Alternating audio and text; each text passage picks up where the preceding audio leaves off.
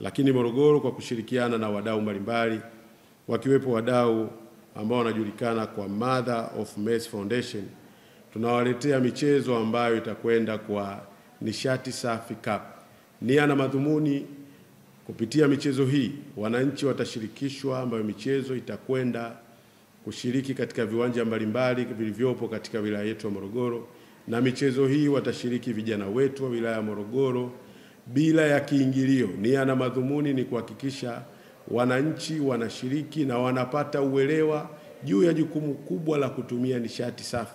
Kupitia michezo hii itafungua fursa kubwa za vipaji vya vijana wetu, lakini mamalishe watafanya biashara kupitia michezo hii, na elimu kubwa kupitia nishati safi itatolewa katika maeneo yetu.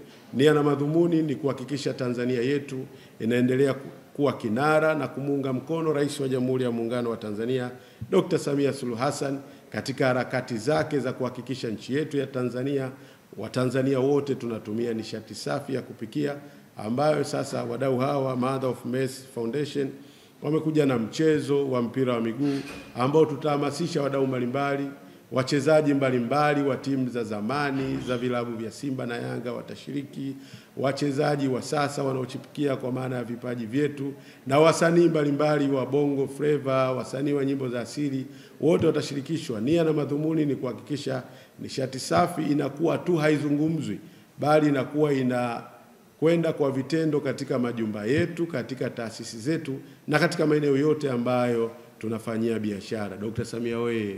Nichukue fursa hii kwanza kuwaalika wananchi wote wa wilaya Morogoro katika siku ya mazingira duniani ambayo katika wilaya yetu ya Morogoro itafanyika katika halmashauri ya Morogoro, katika kata ya Mvua, viwanja vya shule ya msingi. Tumie fursa hii kualika wananchi wa wilaya ya Morogoro ambao wote kwa pamoja inapaswa tushiriki shughuli hii adhimu katika wilaya yetu.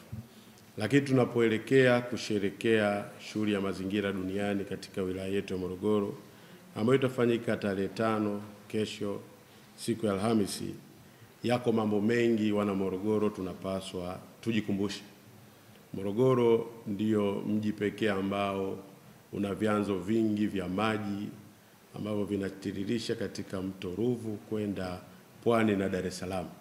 Utunzaji wa mazingira katika maeneo yetu ya Morogoro tunaokoa maisha mengi ya Watanzania kupitia mito ambayo Mwenyezi Mungu ametubariki.